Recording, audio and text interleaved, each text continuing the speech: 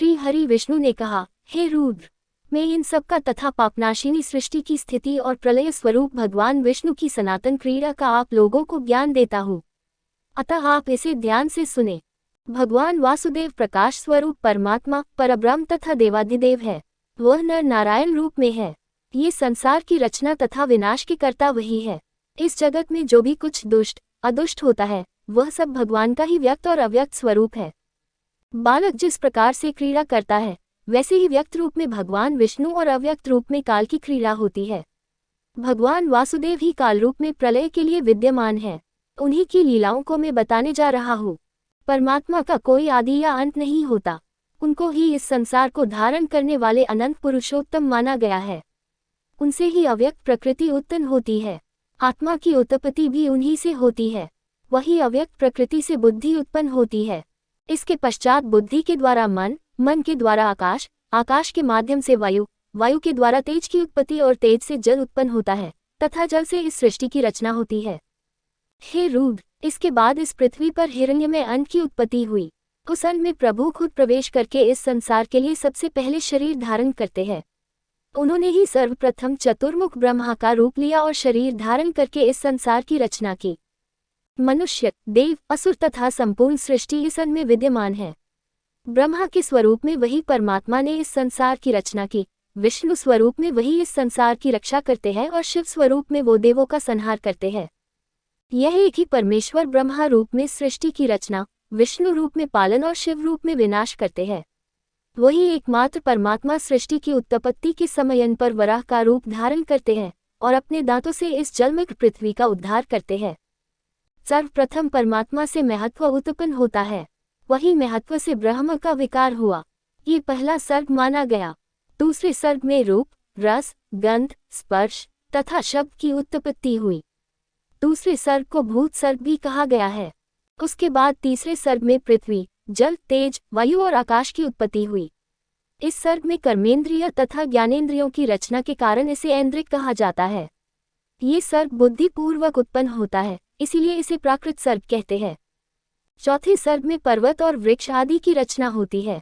इन स्थावरों को मुख्य माना गया है, इसीलिए इसका नाम मुख्य सर्ग है।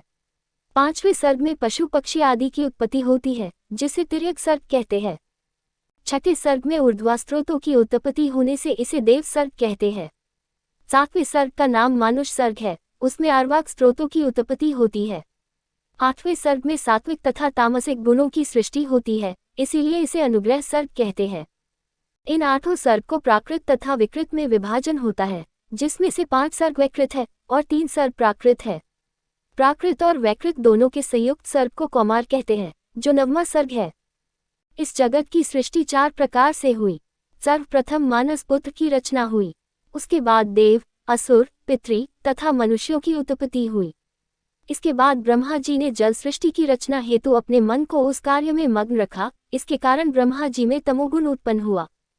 उसी तमोगुण के प्रभाव से सर्वप्रथम असुरों की उत्पत्ति हुई। अतः उन्होंने इस तमोगुण रूप शरीर का त्याग किया तो उन्हें शरीर से तमोगुण के निकलने से उसी गुण ने रात्रि का रूप धारण कर लिया। सृष्टि को इसी रात्रि रूप में यक्ष और राक्षसों ने देखा तो वह बहुत प्रसन्न हुए। उसके पश्चात सद्गुणों की उत्पत्ति हुई और सद्गुण के प्रभाव से उनके मुख से देवताओं की सर्जना हुई और फिर उन्होंने वह सद्गुण रूप शरीर का त्याग किया, तब उसने दिन का रूप धारण कर लिया। अतः दिन में देवताओं की शक्ति बढ़ जाती थी और रात में असुरों की शक्ति बढ़ जाती थी। इसके बाद ब्रह्मा जी ने सात्विक गुणों को उत्पन्न किया और उसी के प्रभाव से पितृगण उत्पन्न हुए। जब उन्होंने उस शरीर का त्याग किया तो उन गुणों की मात्रा से संध्या की उत्पत्ति हुई। दिन और रात्रि के मध्य में स्थित रहने के कारण उसे संध्या कहा गया। उसके बाद ब्रह्मा जी ने राजों में गुणों को उत्पन्न किया। तब उस गुणों के प्रभाव से मनुष्यों की उत्पत्ति हुई और उसके त्याग करने पर उन गुणों की मात्रा से ज्योत्सना हुई, जिसे प्रभात काल भी कहते हैं। इस प्रकार रात्रि, दिन, संध्या और ज्योत्सना की ब्रह्मा के शरीर से ही रचना हुई है। तदंतर ब्रह्मा जी ने रजो में गुण के प्रभाव से क्षुधा और क्रोध की उत्पत्ति हुई, जिसके पश्चात भूख प्यास से आतुर तथा रक्त मांस खाने पीने वाले राक्षसों और यक्षों की रचना हुई। इसके बाद ब्रह्मा जी के केश उनके सिर से गिरकर पुनः उनके सिर पर आ गए, तब इसे सर्प का नाम दिया गया। तत्पश्चात ब्रह्मा जी ने अपने क्रोध से भूतों की उत्पत्ति की। उसके बाद ब्रह्मा से गंधर्वों का जन्म हुआ। वो गायन करते उत्पन्न हुए थे, इसीलिए उनको गंधर्व तथा अप्सरा कहा गया। उसके पश्चात उन्होंने अपने वक्षस्थल से स्वर्ग और भूलोक का सर्जन हुआ।